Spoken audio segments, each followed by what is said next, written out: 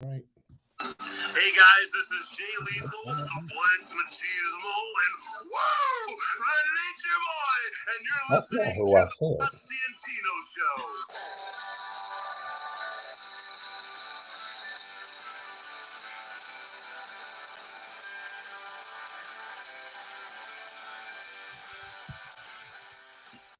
For those out there listening, I just totally Vince McMahon Tino, because he wanted to Paul Levesque me by having Cody Rhodes lead off our show, but I rewrote the script. Our theme song, as always, for the Potsy and Tino show is written is brought to you. I can't even say it. Is brought to you by Adam's House Cats, called the Wrestling Songs Available at 99 cents. You're frozen on my end, like your picture. I hear you, but you're frozen. What Oh, about now? now you're pixelated moving. Yeah. I'm gonna say that's your internet, not mine. No, But if it was my internet, your voice would be pixelated too. I can't help you there. Anyways, I see a full picture of me moving. So, Tino, I know that you have a limited amount of time that you want to be able to be on tonight, so we're gonna jump right into things. But we always start the show with something called "What's Up with You." The biggest thing was up with me. The reason why we're doing the show tonight instead of tomorrow is my wife's birthday. So we're gonna be um celebrating her. It's her birthday. I got to go in the office for a little bit in the morning. That's what I was telling him. I can't be on this long because I got to be there at I think 7:30 because we have a meeting, and then I have intakes that I have to do. So it's gonna be an early day, and so but it's good. I can get in there early. I can get out early, so I can because Hey guys, Nicole's on vacation for the hell was that? Nicole's on vacation for spring break. They went they pronouns Matthew and Nicole went to the beach Monday, and they came back yesterday. So I didn't get to see them those 2 days, and then I worked today, and they were tired today, so they slept a lot. So I worked, mowed the lawn, tried to get a bunch of stuff done, um, chilled with Nicole for a minute, while I wolfed down my dinner. And so after this, she gets to rest. I'm off. I don't have any classes Saturday. We're closed Friday at work, so she's got me to start when I get home tomorrow all the way through the weekend. So it's going to be good to be able to spend time with her. We'll have a date night. So tomorrow night's her birthday. We'll have a date night Friday because Matthew got invited to a sleepover. So we're going to try to figure out. We'll probably go out and eat some dinner, maybe go see a movie, just chill out or just whatever she wants to do. I'm gonna let her decide. It's gonna be her weekend, do what she wants to do. And then Saturday we pretty much can chill. Pick up my father-in-law from the airport Saturday, and then Sunday's Easter. So we have everybody over for Easter dinner. shit, I didn't even realize it was Easter. Yeah. Friday's my mom's birthday, so Oh wow. yeah, so obviously, like, it's always funny because Tino and I forget that Nicole's birthday and my mom's birthday are like literally a day apart. Yeah. um but what else did you do, Tino? Did you do anything special over the past week? Like, I know you came over here. Yeah, I came over there. But I had the Go ahead and tell the story about Jason. oh, I thought you want me to tell the story about Jason.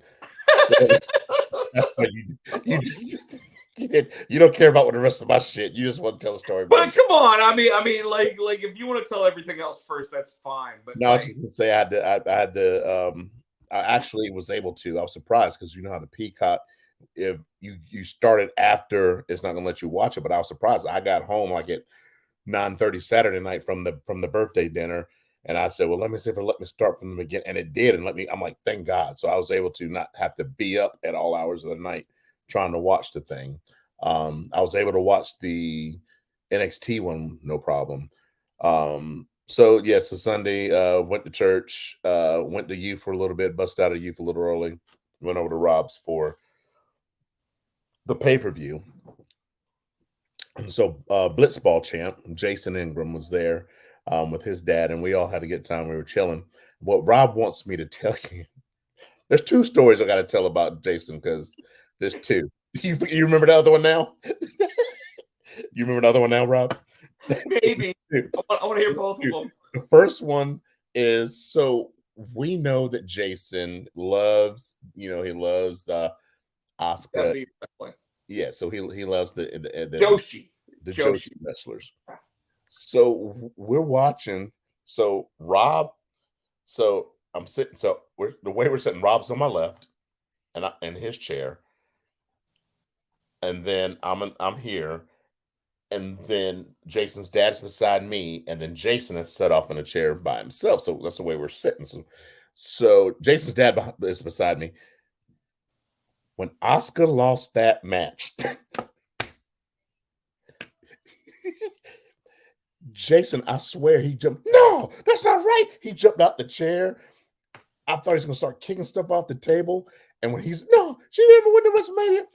I swear to God, for a minute, I thought he was gonna cry. He was so angry. I looked at his dad, and even his dad was like, "You all right?" I'm like, I looked at his dad. And I did the whole Friday line. I looked at his dad like, he gonna cry in the car. And his dad started laughing. He literally was like, "This shit isn't right." He screamed. That's what scared me. He yelled. He got emotional, and I'm looking at him like when Cody lost, I got emotional too, but I didn't jump up and yell. Blah, blah, blah, blah, blah. Bro, it reminded me of when he said, "I'll fight a Briscoe brother." Yeah. At the Ring of Honor pay-per-view event that him and I went to in that row, and I was scared for my life that the Briscoes were gonna like beat the shit out of us. So there's a third story too. I just remember the third story. So I'm hoping the second one is the one that I want. Well, I'm gonna save that one for last because that's the funniest one. The second one is we were making fun because we always talk about Sumi Sakai, we call her Asuka's grandma, and he's like, well, she wrestled and she got new shoes. She doesn't wear Skechers. She wears Nike. I'm like, they're orthopedic Nikes. He goes, no, they're not. I said, Jason, do they have Velcro? He goes, well, yeah.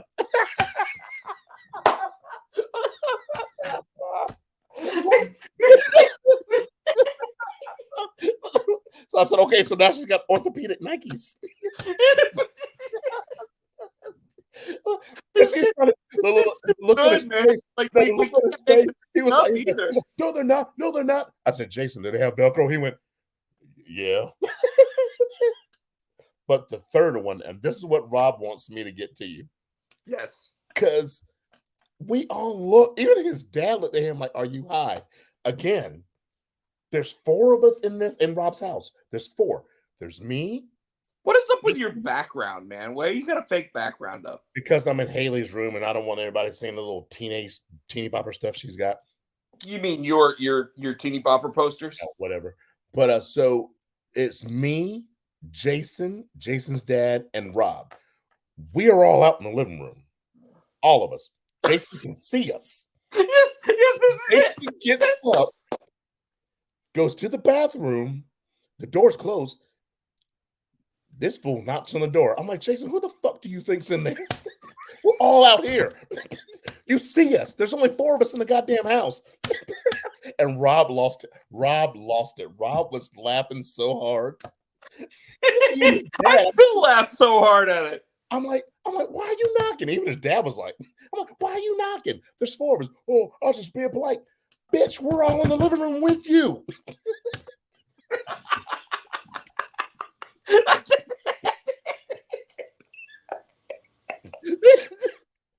Oh. I love you, Jason, if you're watching. Rob. Apparently Rob does not. No, Jason knows I love him. I've known Jason for, I've known you, 24, 25 years? I don't know. It was you and Fubar. I don't know if it was you or Fubar weren't old enough to drink. It might have been Fubar.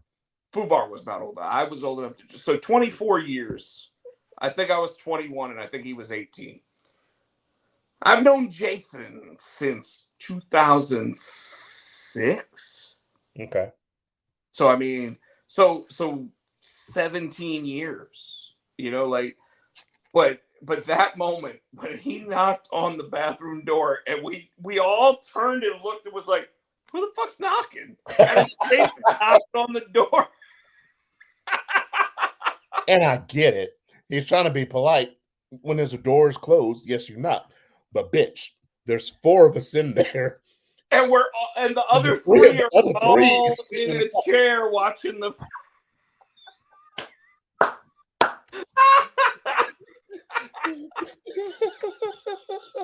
Oh my god! Oh god! So Love you, Jason. Love you, Jason. yes, to Jason. Oh god, but yeah, that we laughed about that. God, And we kept making fun of him for it. Like every time anybody else got up to go to the bathroom, we get up and go knock on the door. Rob told him to knock on the door before they left, make sure nobody was outside. Yeah. I told him to knock on the door on the way out. Oh. So that was funny. That's what's funny. We were getting ready to leave, and like everything had calmed down, and we were talking about something else. Nobody thought about it, and I just went to the bathroom and I knocked on the door, and Rob looked at me. He started laughing again. But yeah, like Tino said, as they got up to leave, I was like, "Hey, Jason, make sure you knock on the door to make sure no one's there." Oh god. Oh god. All night with Jason. All night, man. It was fun. We had a blast. I hate doing that to him because Jason is such a super uber fan of pro wrestling. I mean, he knows more about pro wrestling than you and I combined. And I mean, like other I mean, indie, yeah, every and all of it out there. And he knows it. He's like, what do you mean you guys don't know this? And it's like, Jason, I've never heard of that person. Like, how would I? And they're like, come on, man, they're in Stardom and this and that. And it's like, we don't watch Stardom. I'm like, is that shown in the United States? Well, no, you got to get a nope, don't watch it. Don't watch it. You gotta get on the internet and get. I don't know how he does it. He bootlegs it somehow. He probably pays for all of the streaming services. We're sitting here paying for Stars and paying for Netflix and he's paying for Stardom and he's paying for Ring of Honor Honor Club and he's paying like all the stuff that like we're sitting there going, man, I pay $12 a month for CBS so I can watch all the Star Trek shows.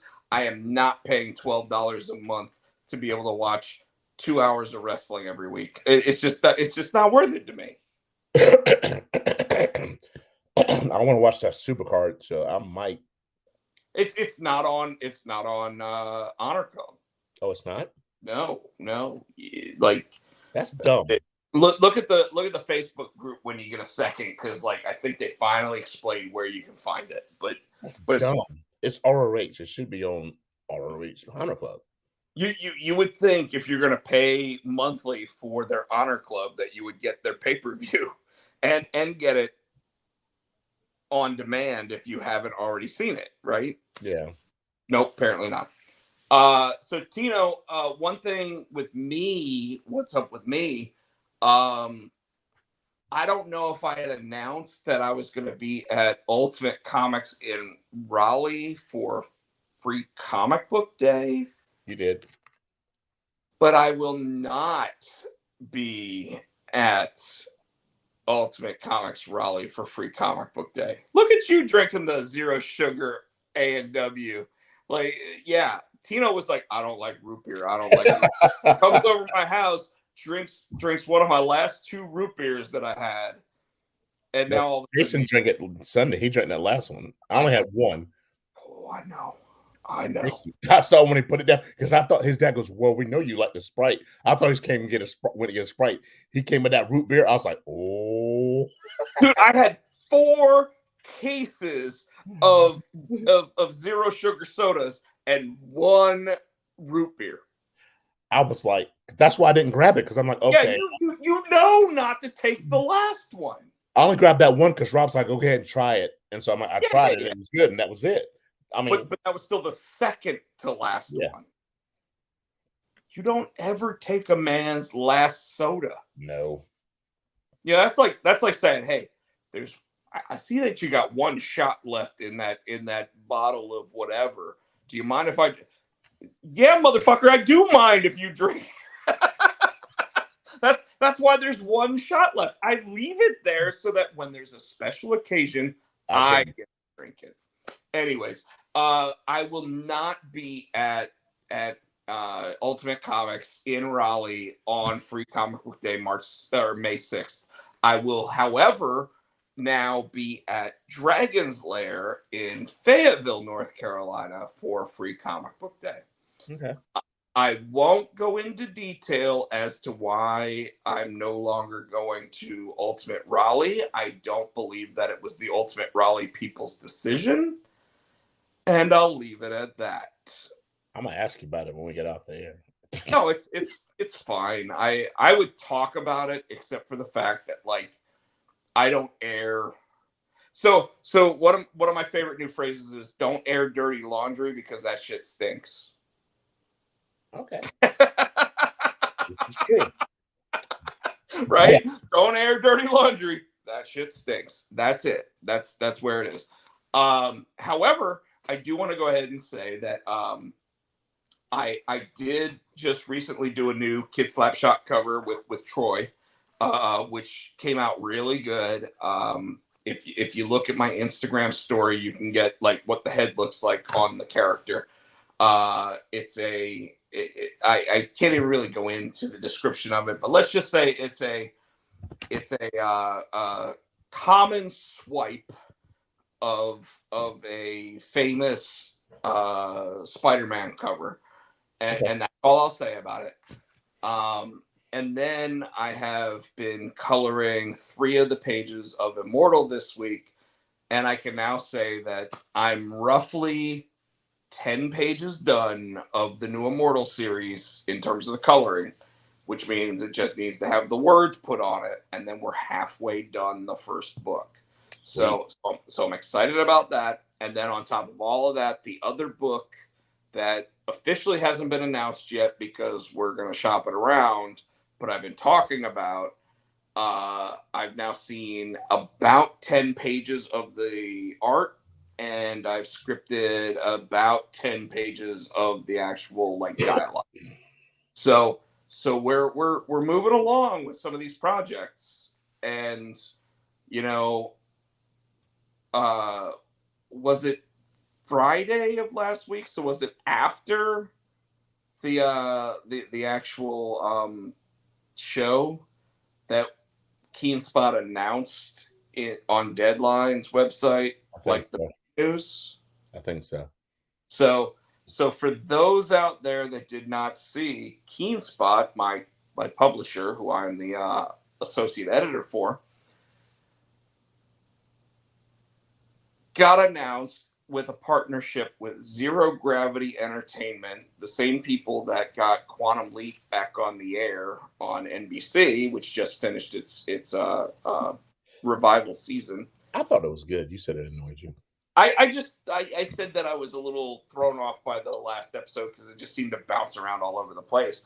But yeah, the company, the agency that actually got that on the air in terms of like the scripts and everything else and whatever, is now officially working with Keen Spot to get our properties looked at by Hollywood types so that we can get cartoons, movies, TV shows, whatever the case might be. All of that, we're actively in development with multiple projects at this point, including Michael Adams, the guy who's actually drawing the book for me right now. That, you know, like I said, I've kept kind of under wraps, but talked about a little bit. He has a writer and producer from SpongeBob labeled as the showrunner for his cartoon Kung Fu Legume, which is now actively looking for like a partner and everything else to put it on TV. So I'm literally like the last book that I wrote is currently what he's working on, so that way we can try to get another book that he's drawn turned into like a cartoon or a cartoon movie or whatever. Junior high horrors. I've got to put the pitch deck together for it so that way Zero Gravity can actually try to do whatever they want with it. The truth behind Junior High Horrors, and I'll go ahead and I'll say it real quick, Tino, because I know we gotta jump into wrestling, and we've already been doing this for 20 minutes. The truth behind Junior High Horrors is that it's a parody, right? So even though it has taken on a life of its own and isn't really a parody of those characters or anything else, and have really become its own story at this point, it's very difficult to take that and say, hey, let's go ahead and try to make a CW cartoon on Saturday mornings, when people look at it and go, hey, isn't that Jason Voorhees? Hey, isn't that Michael Myers? Yeah. And right, except for the fact that, like I said, those characters at this point have taken on a life of their own. They've actually developed into their own characters. So they're not really parodies of those characters anymore. When talking to Hollywood types about it, they've always said, we love it. We want to do something with it. We want to make it into something. The reason why we can't is because we're afraid we don't have the rights to those original characters. And they're absolutely right. At the same time, they've also asked, hey, if we really tried to push this, would you be okay with us changing the characters? Like JV not having the mask and all of a sudden having a different kind of mask. And I'm always of the sound mind of saying, yeah, do whatever you can with the characters to get the story out there. I really don't care as long as it moves forward, right?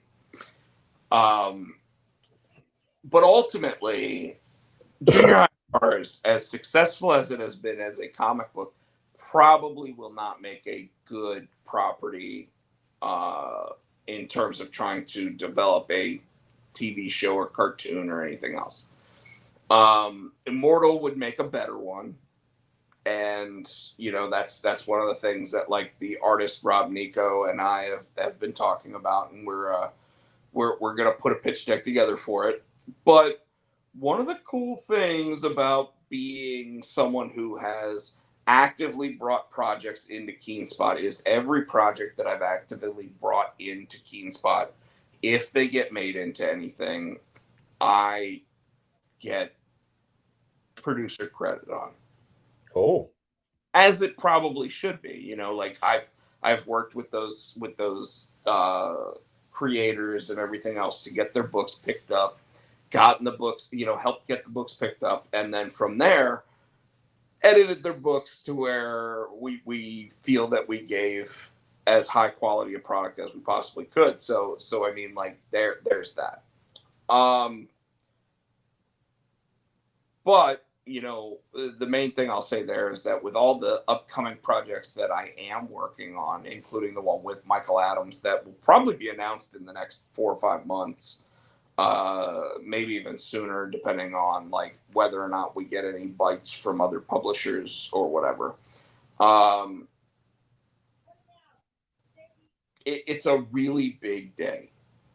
I mean, we're talking. What's interesting is my day job. I'm not going to go into the details, but I got some what I would consider bad news at my day job. And then about 3 hours later, that article hit on Deadline, and suddenly it was like, who cares about all that bad news? Like we got this amazing news out there that for the KeenSpot. The KeenSpot family, what was really cool is that a lot of the titles that got announced to be in active development now suddenly saw a huge spike in issue sales on the comics. Wow. Because suddenly speculators are sitting there going, oh man, if this becomes something, I want the first issues, and I want this, and I want this. So I mean, that was really cool stuff. So lots. I mean, you got to think that that's probably the biggest news that we've had. I got quoted in the Deadline article, and that's the like my name's been announced in those kinds of articles before when I was announced as associate editor and stuff like that. But this is the first time that I was quoted in the article as, "Hey, Rob Pochak says blah blah blah blah blah. This is such a great deal for us." It's almost like the whole Endeavor deal with WWE, where like they've got Ari, they've got Vince, they've got this guy, they've got this guy, and then obviously like Triple H on Monday night sitting there saying nothing is changing, and then we saw Monday Night Raw. And I think that So anyways, not gonna go into too much more than that. I did, like I said, I did finish a Kid Slapshot cover this week. I've colored 3 more pages of Immortal this week. And my comic book convention schedule has changed a little bit. I just posted it on Facebook, so anybody that wants to take a look, they're more than welcome to take a look at what's going on with that. But Tino, I know we want to jump right in. yes. Now, do you want to talk about WrestleMania at all? Maybe not everything, but we hit a few key spots. Well, go ahead. You tell me. I before we get into it, and I've been seeing a lot of stuff online, and I tend to agree with it.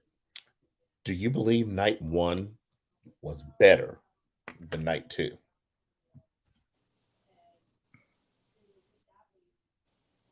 I really hadn't dissected it that far.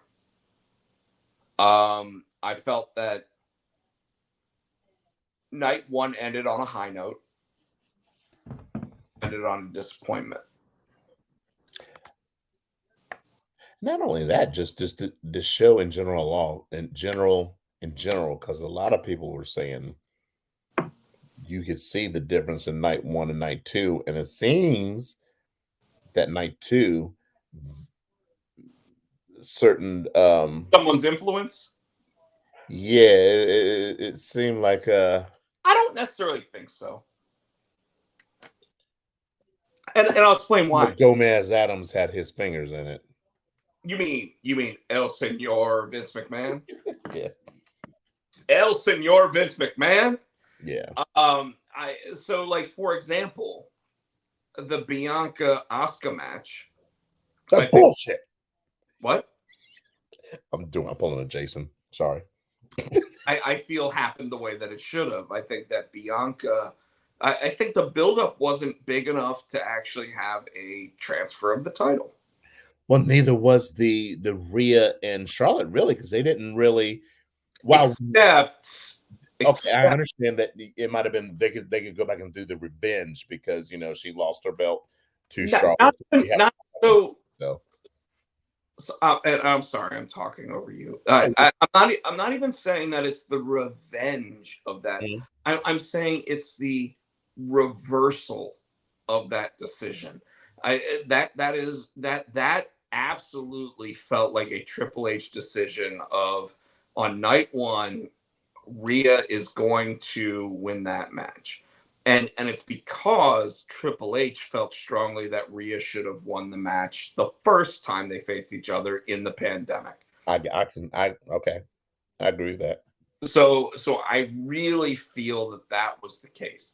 With the Bianca Asuka match, I don't think there was enough buildup, and I don't think that the character of Asuka that they were trying to portray had actually like come across enough to where she earned the victory. And I'll say that like same thing with the main event Saturday night. You had the very first time that a tag team match for the tag team championships actually main evented WrestleMania. Now, I told you in a text message, I said they made the right decision, and you were like, why are you saying they made the right decision? I was still watching it.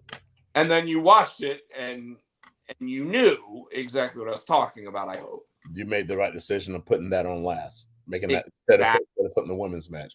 Now, I know you were against it, not the match being last, but you were against the Sami Zayn, Kevin Owens going for the tag titles. You felt it was a waste. What are you still of that? No. Not a waste. You feel strongly that Sami should have gone. They wasted Sami going for a tag title instead of going for the world title. I guess is my. Do you still feel that?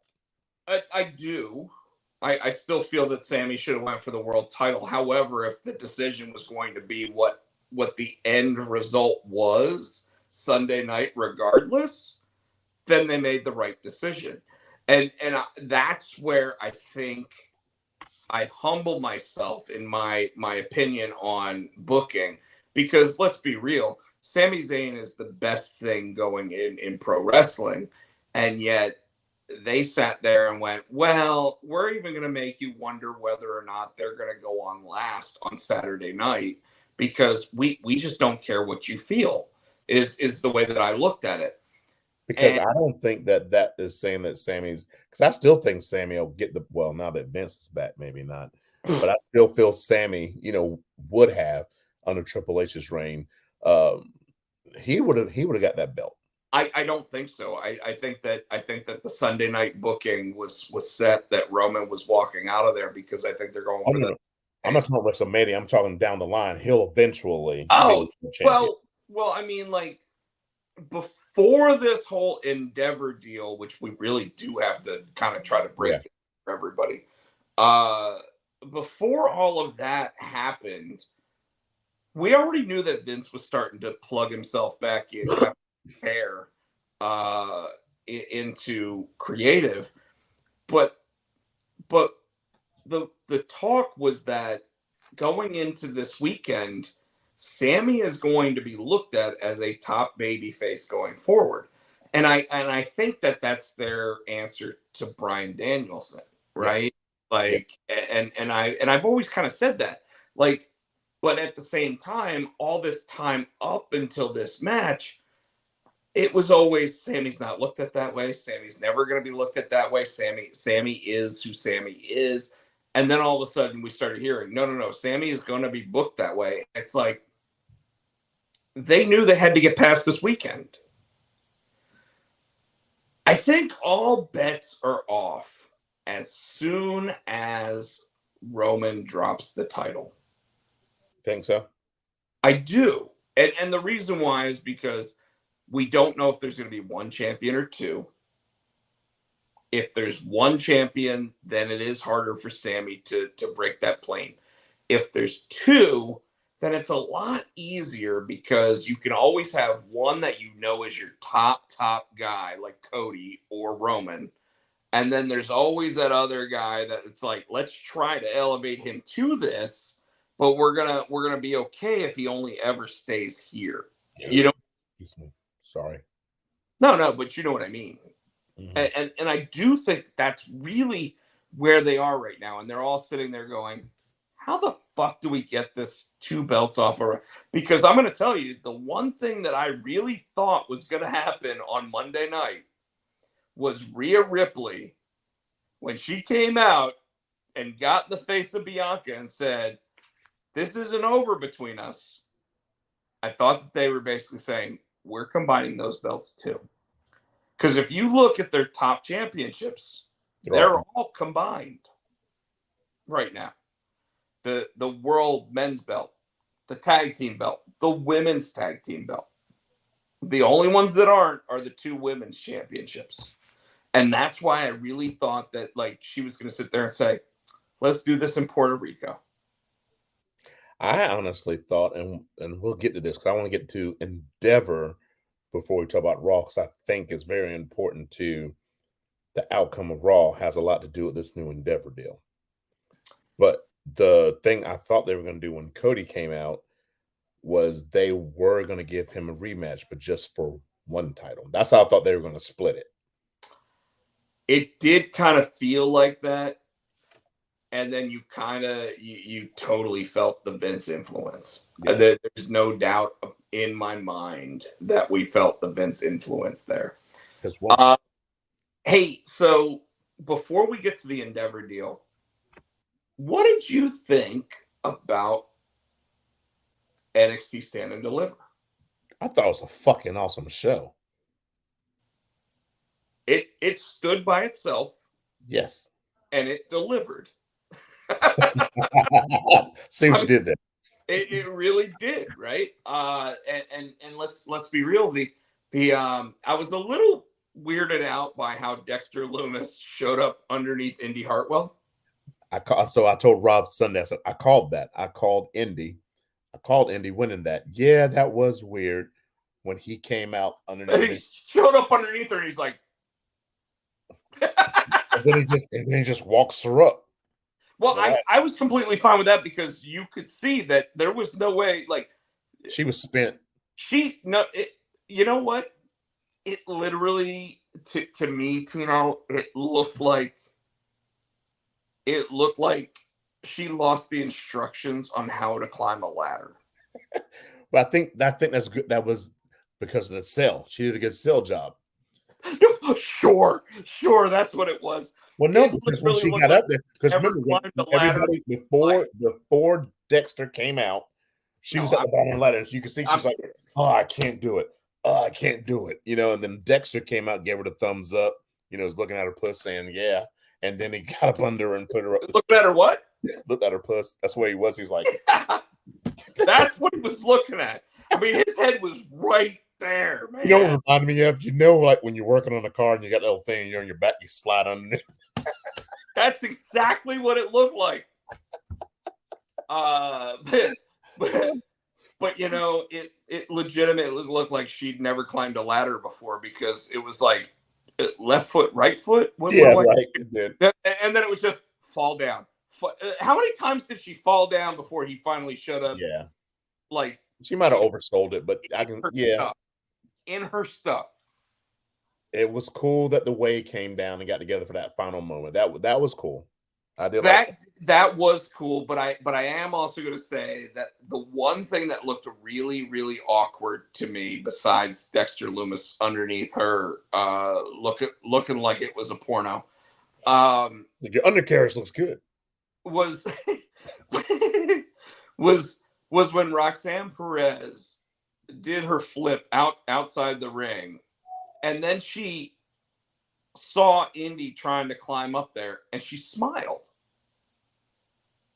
Now, this wasn't like Charlotte's smile after losing to Rhea. This was the match is still going on, and she's just smiling and all I could think to myself is, please sell it as she has a concussion.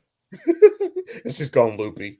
Yeah, because that is a legitimate response to that. Like, you sit there, bang your head too hard, and all of a sudden you're like, you know. So anyway, that's kind of how I felt about that. But the Carmelo match I thought it was great. I thought it was really good. I would give it a B to a B plus ish. They didn't seem to have 100% like synergy with each other, which is fine because it's really the first time I saw them in the ring together, right? Yeah. But I loved the end, and there were a couple spots that I absolutely thought were amazing. Yeah. Carmelo doing that. Braun Breaker is sitting outside the ring, and he goes into the ropes and then does a suplex, like brainbuster suplex. Yes. Was fucking phenomenal. Like, that move should be his finisher. Well, Braun broke out a lot of the old Steiner moves too. Steiner line. He did a Frankensteiner. He tried to do the Steiner recliner. So which I'm wondering now. Did you see Tuesday night's episode? I saw the end, so I know what happened there. I didn't go happen all Tuesday, but I saw that. I'm wondering if he's going to go into big Papa Pump mode. I hope he starts breaking out Steiner math. Steiner math, or you start doing the push-ups in the ring, and Talk to my freaks out there. holla if you hear me.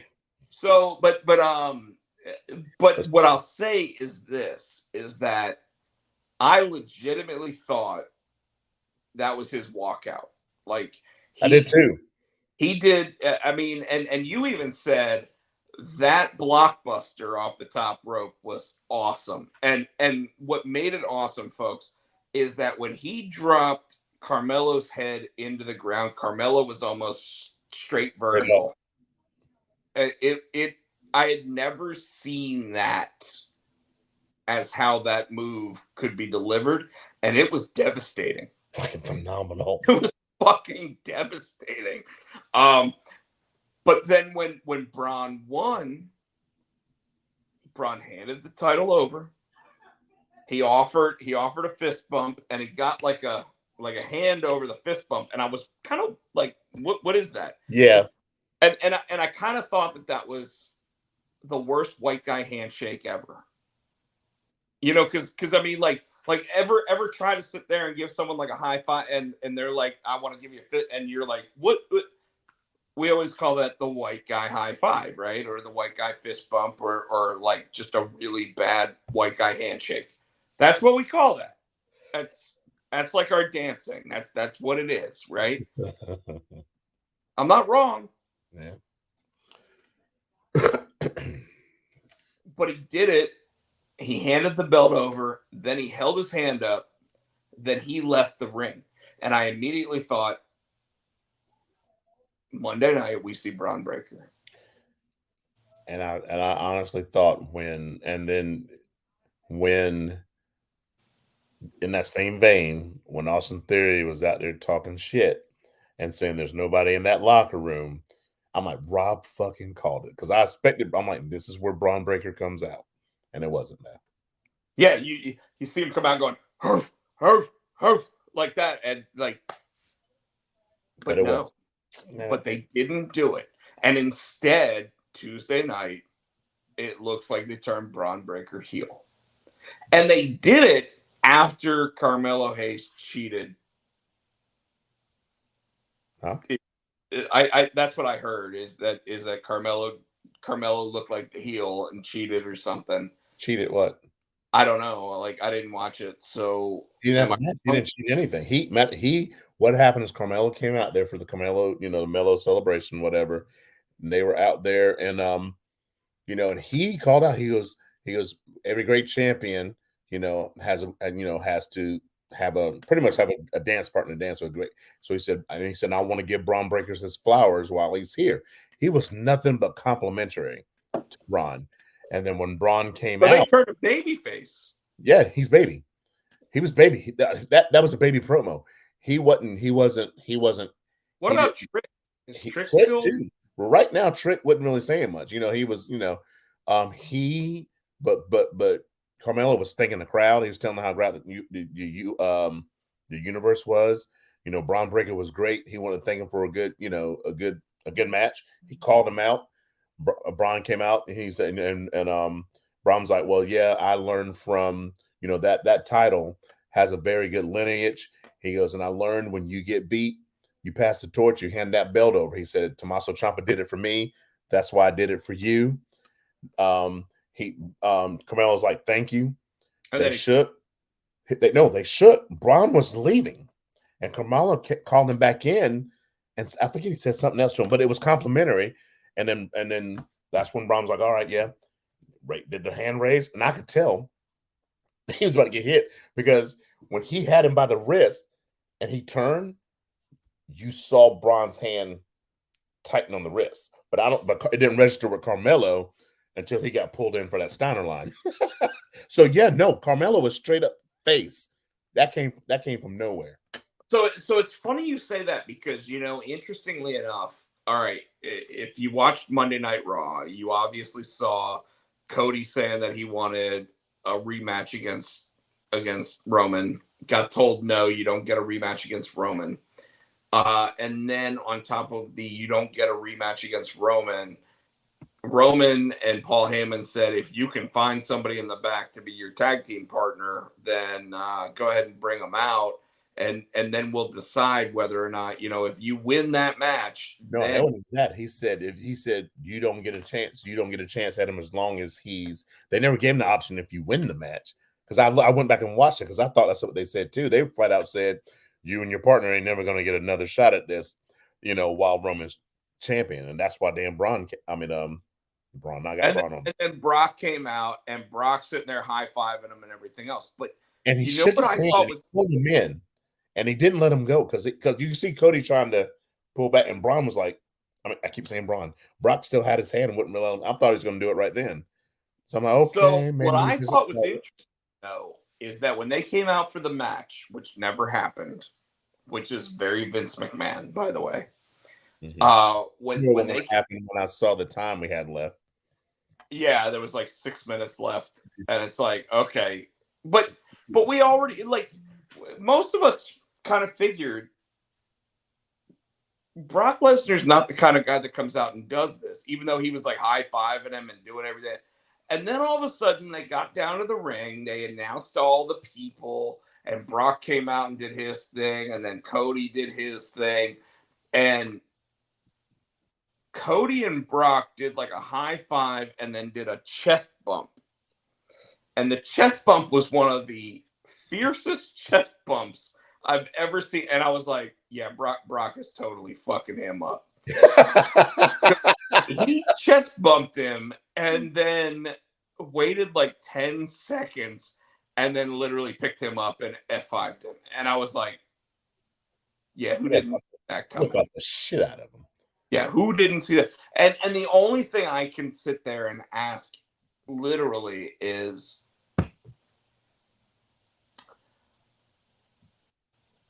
why? But I have an answer for that, Tino. Gomez Adams. El Señor Vince, or Vincente. El Señor Vincente does not want Cody versus Roman again yet.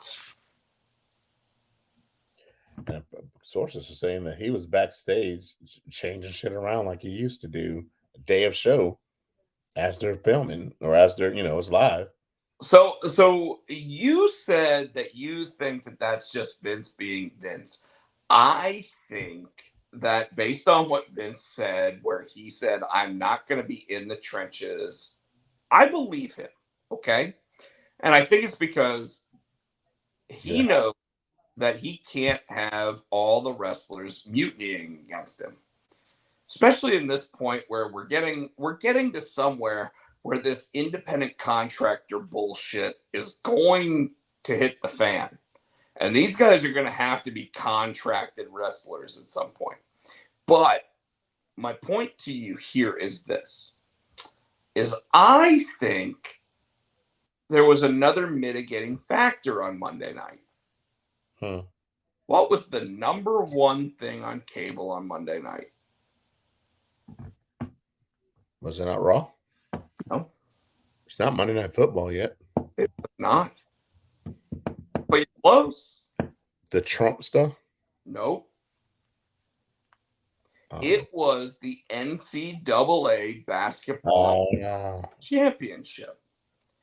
And Vince McMahon probably sat there and said, hey, I like what you got, but let's go ahead and spruce it up. And let's put Brock on here and let's do this and let's do that. And before you know it, he's sitting there going, why do we have a triple threat women's match? Why do we have a triple threat women's match when if I put Brock, if I put Matt Riddle, if I put this, if I put Kevin Owens and Sami Zayn, like if we do all that, and this is why the rumor backstage is that the morale was very down because Vince was in charge, right? But the statements made backstage were not that he wasn't making good decisions. It was just that he was making decisions. And what I mean by that is Kevin Owens and Sami Zayn still had a great match, right? Bianca and Rhea still had a great moment, right? Cody versus Brock. Seth coming out just let them sing his song and then leave. That was dumb, though. Except, what else does he need to do? But that could be more time that he could have given to somebody else, though. Well, That's already over. Where I 100% agree with you, because the first 25, so the first hour of the show was commercial free last night or Monday night. I don't know if you realize that, but it was. And here's the problem with that. The first 25 minutes were covered by Triple H sitting there saying nothing's changing. Which we need to get talked to, but yeah. The second 25 minutes were Cody and Roman and Brock. And then the last 10 minutes of that hour was Omos versus Elias, where Elias came out as dejected as fucking possible, realizing he was walking to a squash. Dead man walking. That literally was the first hour of the show. It's a 3-hour program. You could have had 2 20-minute matches and still gotten the entire spoken word out there about what Triple H said and what the Cody versus Roman stuff was. Yeah. You literally could have, like 10 minutes, you could have done all of that and then had 50 minutes commercial free. I mean, I would have started with the KO and Sammy match. Nah. I think Triple H, his whole thing, he got long-winded. They had to kill that elephant in the room. He just didn't have to take as much time as he did. I mean, I get he wants to say thank you to the fans, blah, blah, blah, blah, blah. We say he had to kill the elephant in the room, except for the fact is that, like, the elephant in the room, like, it was almost like Vince sent him out there to lie to us. Why do you say that? Because Vince was in charge. Mm-hmm. Triple H said, this is the WWE that you recognize. This is the WWE that you love. This is everything that we've been doing that led up to the most watched WrestleMania of all time. Well, I think he was trying to say that because he's trying to save face. That and no, not just that, just people. I mean, think about it. You just got bought out by UFC. These people, they don't know the common, I guess, or the casual wrestling fans will think, oh shit. I think that was them saying, no, it's not going to change, even though we've merged with the UFC. We're still going to be that. I think that's how I took it. We're still going to be WWE. Your second part of that statement is correct. When you say that they got bought by them, that is incorrect. All right, well, let's go because I don't see how. So we're supposed to. Everybody else is saying that it was sold, and then I'm reading merger. So let's get into that and see what. So all right, you know what? Let's. I'm gonna let you explain that because I'm confused. Let's get into it.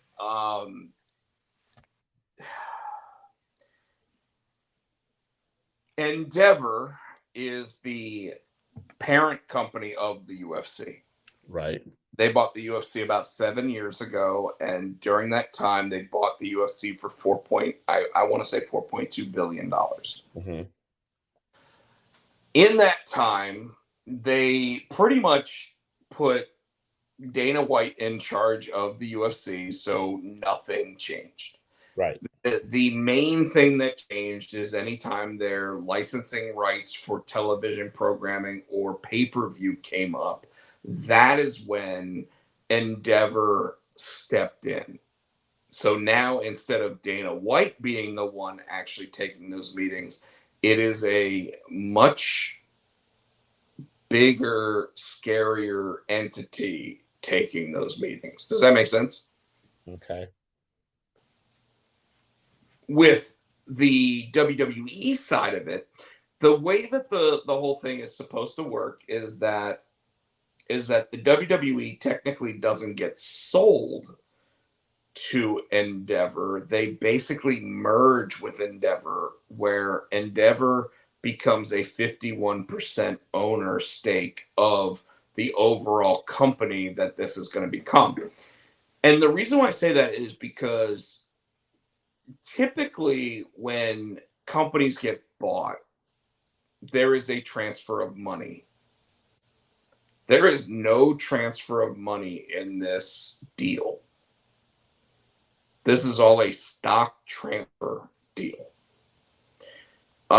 It's very difficult to break down, and in fact, the SEC, so the Security Exchange Commission, is currently looking into this deal because the WWE is valued at $6.6 billion. Oh, damn. At $6.6 billion, this is why I kept saying Vince won't sell for anything less than 8. And how many times have I said that? Multiple times on our show, I have said that. Yeah. Endeavor valued the WWE at $9.3 billion. To give you an idea, the current stock price before today was at like $89 a share, which valued them at $6.6 billion. Today, the stock price jumped up to almost $99 a share, which now values them at like $8.6 billion. And if they hit the value that the merger is supposed to happen at, anybody who is currently a WWE stockholder should have their stock valued at about $106 a share. Wow. So people like me who actually own WWE stock could look at their stock being valued at 106.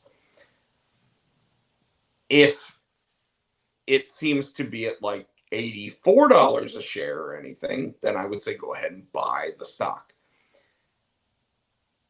The whole idea with this company is, and this is why it's a merger and not a buyout, is that Endeavor is creating a new company to be the head company over UFC and WWE.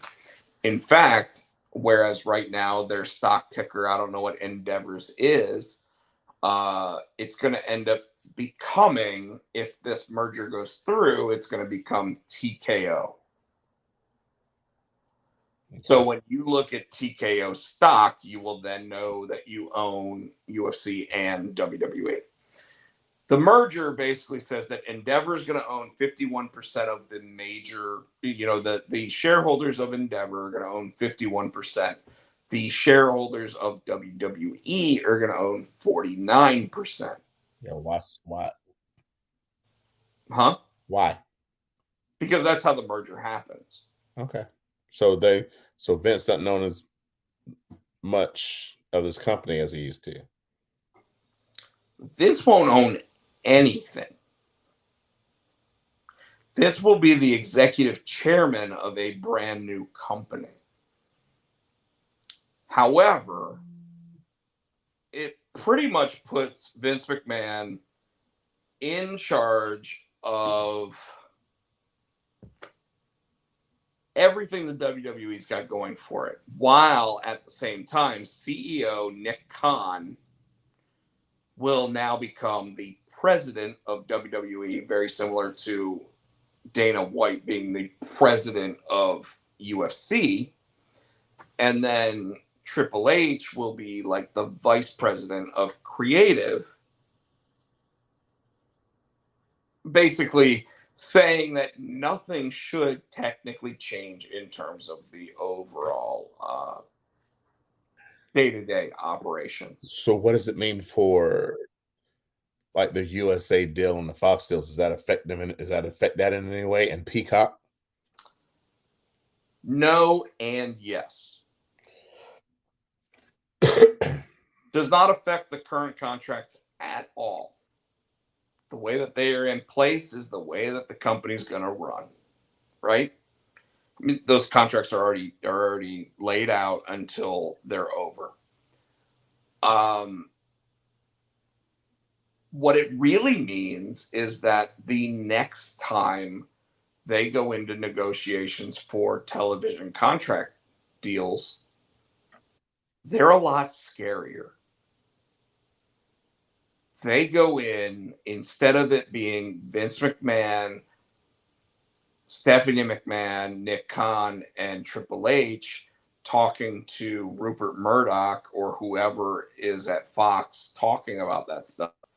It is now Vince McMahon, the guy Ari, who is the CEO of Endeavor, and probably Nick Khan sitting there going, hey, we're a $21 billion company trying to get the best deal for our rights. So for only the second time ever, I worry about whether or not the USA Network will actually have enough money based on what they want to sign Monday Night Raw. And what does that mean? All that makes sense? Yeah, that makes sense too. But it goes some part of that too. And do we go back to having to pay $50 for a pay-per-view again? We don't get it for we just because we have Peacock, the $9-10 a month, we get to watch all the pay-per-views we want. Does it go back to we're paying for pay-per-views again? So that's the kick in the nuts, because here's the deal. Current structure of the contract means that, yes, we get to continue watching our pay-per-views, premium live events on Peacock or whatever. Rumor is that, based on everything that's been said, they would like to utilize the UFC model for future events. Which means that while they sign with a structured streaming service like ESPN Plus, they still require you to pay a premium to watch the pay-per-views. My feeling is this. I believe that they will probably implement something more like a hybrid version of it, where most premium live events are available on a streaming service, but your WrestleManias, your Royal Rumbles, and your Survivor Series or SummerSlams will probably end up becoming, unfortunately, a $90 pay-per-view. But here's the thing: is nobody paying for a 2-night WrestleMania? Ain't nobody paying $200 for that. Well, if you pay $90, you would get both nights of WrestleMania. You would hope. Well, that would be. I mean, let's be real. That would be the smart business decision. At the same time,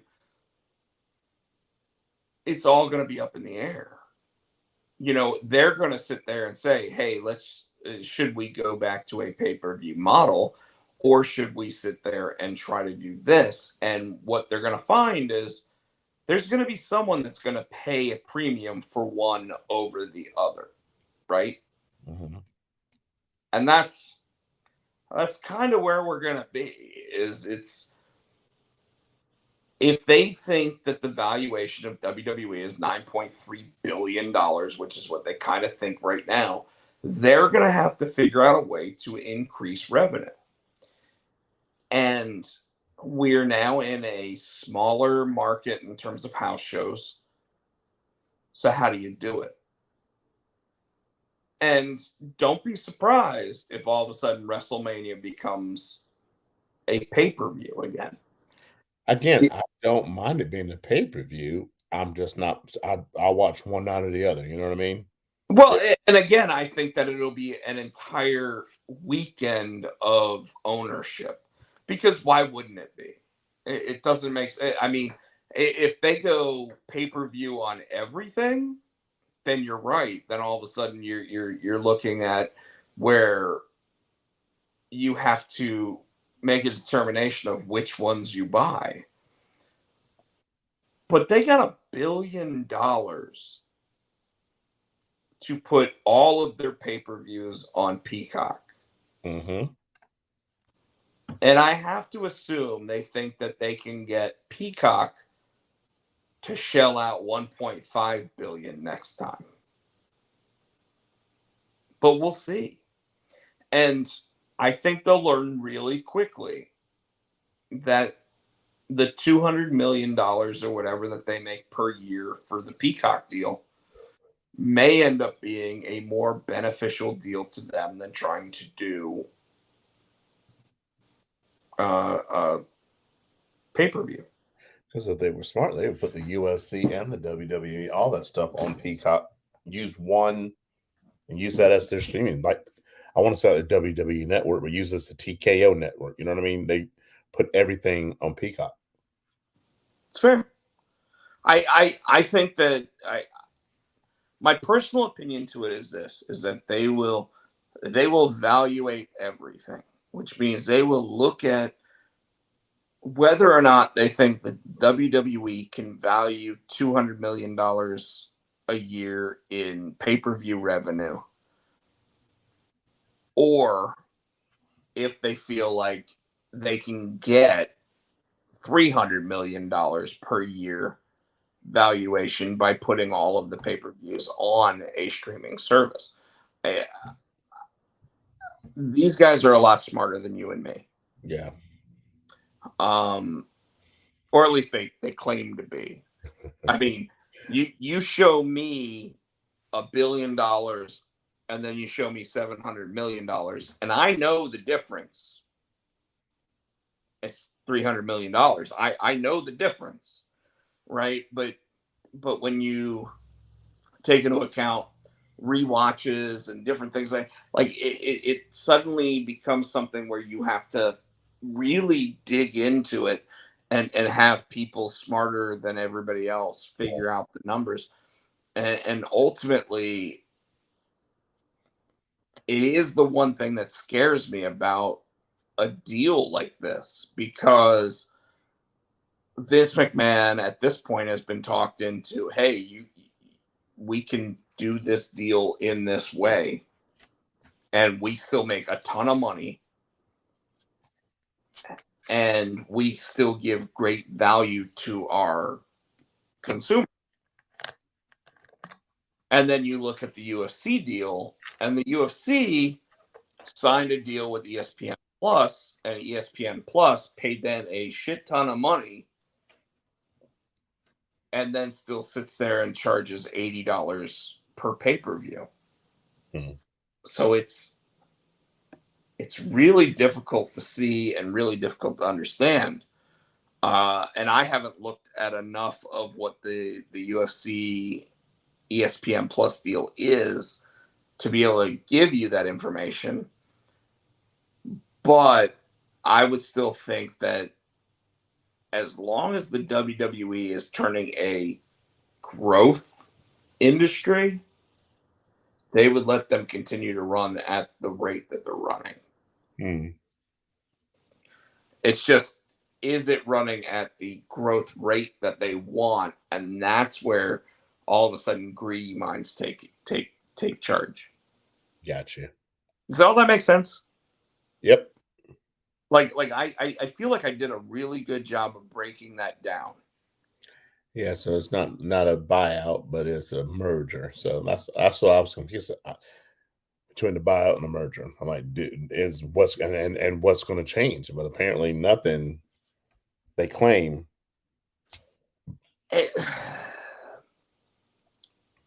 For us as WWE fans, the one thing that changes is that it really does cement Vince McMahon back in control of literally not just the WWE, but if this deal goes through, it pretty much makes him in charge of the UFC. That's scary. And right now, Dana White isn't scared. But if all of a sudden Vince McMahon starts meddling with things, yeah, because and let me say that the one thing that scares me about this deal, Tino, is that UFC has always claimed to be a legitimate fighting brand. Yeah. And WWE has always claimed to be sports entertainment. What's to prevent Las Vegas, the place where all the money is made when it comes to sports betting? What's the one thing when you think about like Vince McMahon being in charge of both UFC and WWE? What's to prevent them from really changing the entire gambling industry?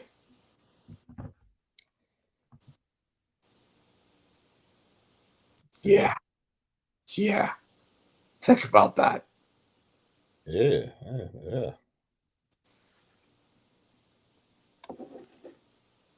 Because you want to talk about a billions on billions on billions dollar industry? Gambling. Sports betting, my friend. And remember, just a couple weeks ago, there was talk about the WWE entering sports gambling. Think about that. Like, Gosh. it's crazy, man. It's crazy. Yeah. So, with that said, One more thing. go ahead. We can't forget that we lost somebody. Oh yeah, we didn't do our normal at the beginning. Yeah, so let's do the old 10-second salute for Bushwhacker Butch. We lost Bushwhacker Butch. Say that 5 times fast. So we just bear with us. We're gonna do The sheep herder Butch. 10 seconds of silence. Starting now.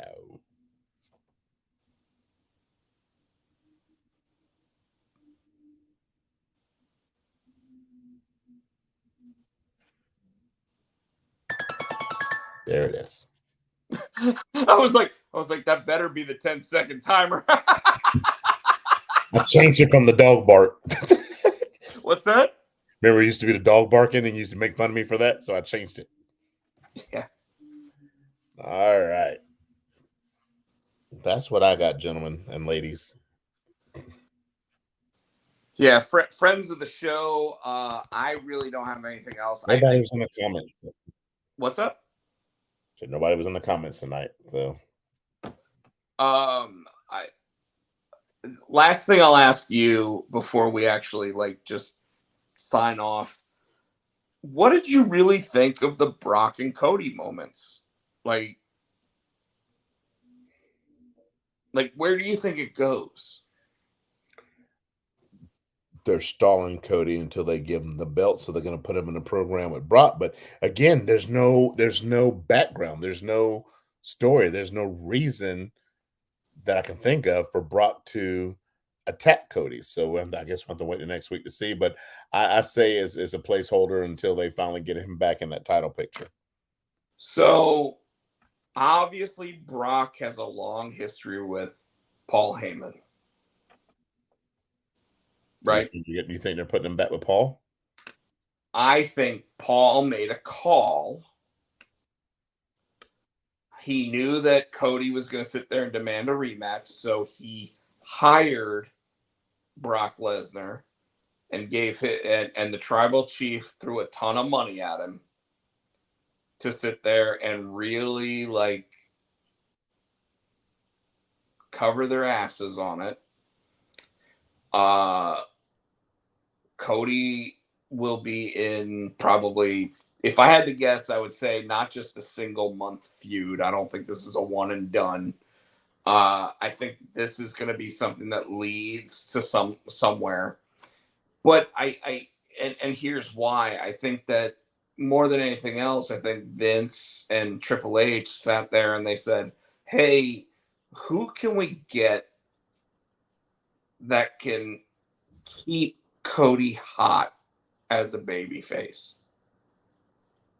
And they said, "Well, we got Brock, and Brock's winding down, right?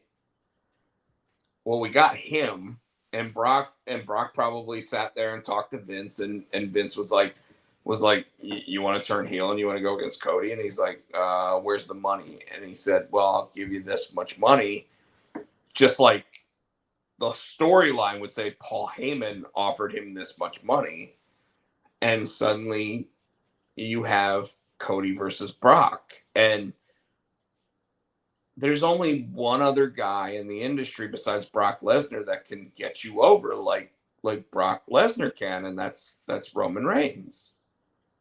So if you're not going to be able to beat Roman Reigns anytime soon, and we all know at this point, Brock really doesn't care if he wins or loses. The perfect time to turn Brock heel again. And Brock likes being a heel, let's be real. You know what I mean? So I kind of feel that that's where that whole thing comes from. Yeah. But I really don't have anything else, Tino. I wanted to get this show, out there because you obviously you got plans tomorrow night. My mom's birthday is on Friday night, so I mean, like, I've got plans. Actually, I think I've got plans tomorrow night now because I think we're taking her out to dinner tomorrow. It's just crazy shit. Crazy. Like the night after Mania is normally everyone's favorite Raw, and it did not feel like it this year. We did get some cool stuff. We got Matt Riddle's return. We got Brock and Cody, which I mean was a shocking ending. So I mean we got some moments, but apparently a lot of the script was torn up, and we know why now, right? So. But I still am hoping that is because the NCAA championship basketball game was on. So Vince decided he wanted to be more involved for that. I think it'll be really interesting to see what happens Friday night when Roman, I would assume, confronts the Usos. Oh yeah, because he's sitting in the jet. He didn't want anything to do with him Monday night on Raw. Well, he had to deal with Brock that night, right? So anyway, go ahead and tell everybody about you. You can catch me, folks. Excuse me, on the Twitter machine. I'm HoodieFan91. Catch me on Insta SC Tino. You can catch us here on YouTube, Potsy and the Potsy and Tino Show right here on YouTube. Facebook, we're Potsy and Tino Show. Twitter, we are Potsy and Tino. Robert.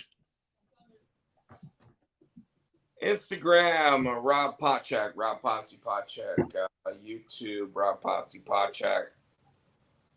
Twitter, Potchak. TikTok, Rob Potsy Potchak. And of course, Facebook, Rob Potchak is how you guys can actually reach me. If you haven't already, please follow those handles. Yeah, that's pretty much it. Our theme song is always brought to you by Adam's House Cat. We're getting ready to play it. It's available. Go ahead. 99. There you go. Makes me sick every time you say it. 99. But 99. With that said, folks, it's been a pleasure. Sorry we didn't do this on Thursday night like we normally do. We will be back at regular time, most likely next Thursday. And with that said, I believe we hear the music. Everybody wants to be the next one.